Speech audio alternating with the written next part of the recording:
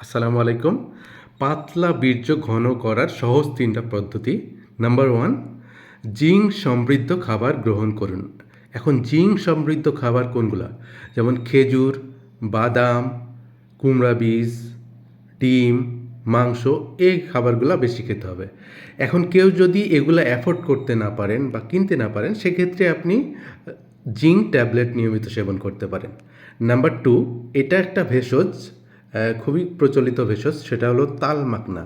নিয়মিত তাল মাখনা সেবন করুন। পানিতে ভিজিয়ে রেখে আধা ঘন্টা পরে সকালে অথবা রাতে প্রতিদিন তাল মাখনা সেবন করুন।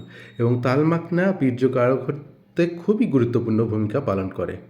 এবং নাম্বার 3 হচ্ছে ভিটামিন ই এবং ভিটামিন সি জাতীয় ফল বা খাদ্য গ্রহণ করা।